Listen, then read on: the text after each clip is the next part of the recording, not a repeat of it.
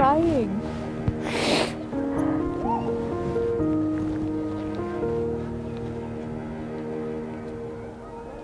You did it. Yeah. So, I mean, you see you're having an impact here.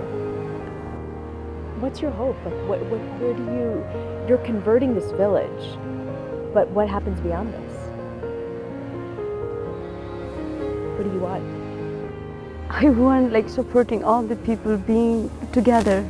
Not fight. I don't want to make my path aside. I want to join them and I want them to join us.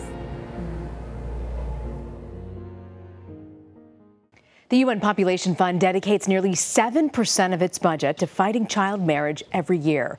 That works out to about $63 million annually. In April, the Trump administration pulled U.S. funding to the group. It's a move that's in line with Republican administrations going all the way back to Reagan. Democratic administrations always restore the funding, and so the cycle goes. To give you a sense of how much the U.S. taxpayer contributes to the UNFPA, the State Department allocated roughly $69 million in 2016. I sat down with the UN Population Fund's executive director. Here's part of that interview. How does that impact your organization when these Republican administrations choose to cut the money?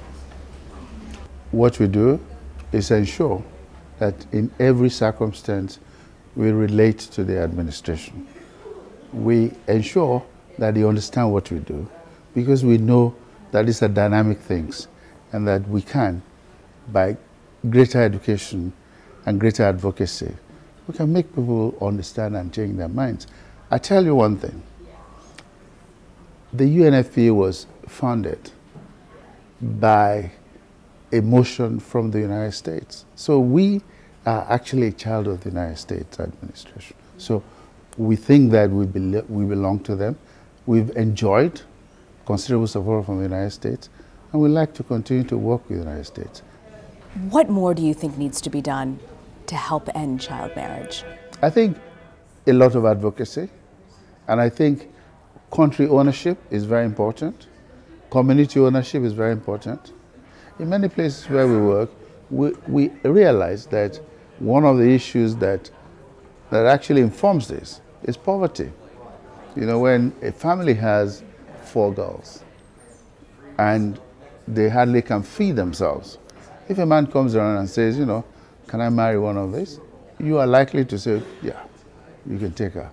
But you know, if we can, and we do, then give them an incentive to send the girl to school, to make sure that when she goes, she becomes an asset. People marry girls off at the age of 9 and 10, and they're expected to perform as wives almost immediately. So, you know, they get pregnant and they have children, and in those circumstances, it just is a disaster because children having children, they cannot cope. Do you believe that we can end child marriage by 2030? I'm confident that it will be ended in my lifetime.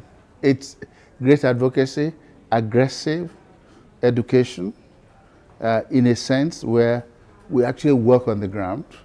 You know, UNFPA actually understands that it's not just government, it's also civil society, it's religious communities. We work with them. If we engage all of those in all the countries where we work, yes. Roughly 700 million women alive today were married as children. That's 1 girl every 2 seconds, married before the age of 18. It's a reality that really bothers Mabel Van Oranje. Technically, Van Oranje is a princess, but she doesn't live the typical fairy tale life. Van Oranje spends more time in remote villages than in grand castles as she fights to end child marriage. Earlier, I asked her why she devotes her entire life to this cause.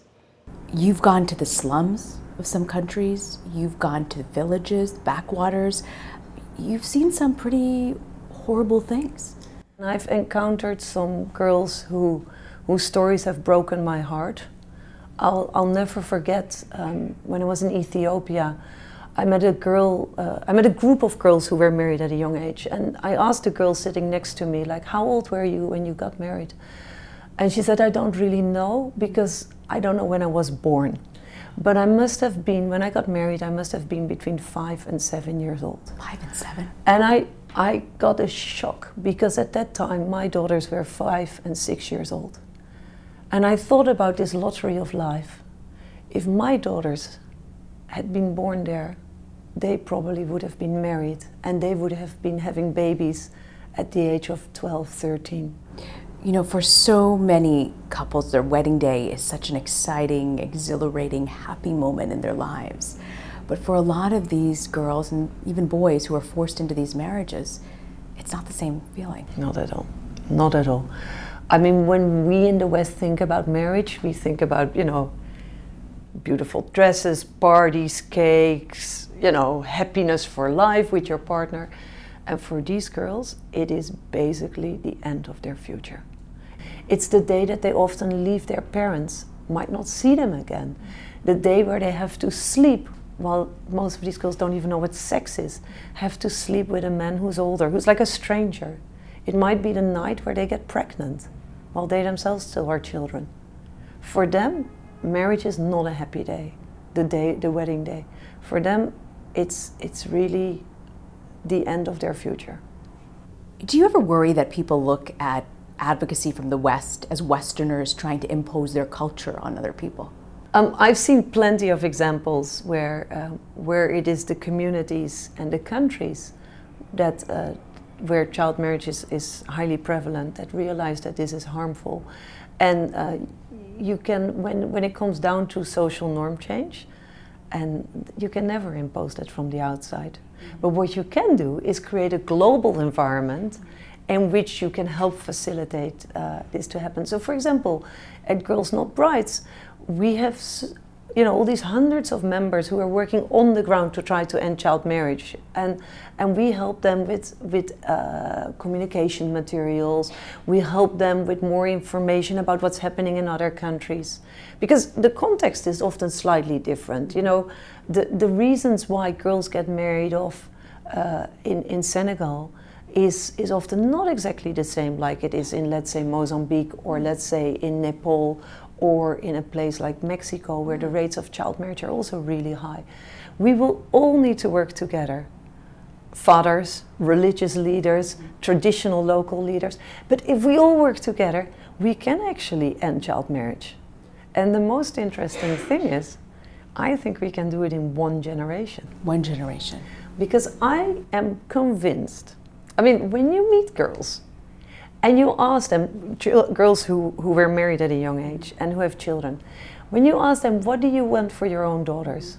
The answer is pretty much always the same. They say, I want my daughter to go to school, and I want my daughter to marry whom she wants, when she wants.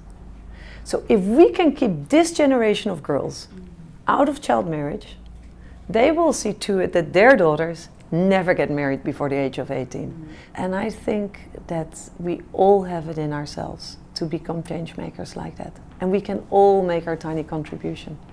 You know, Archbishop Tutu, who was the chair of the elders when we started the work on ending child marriage, he said, look, making change happen requires an enormous wave.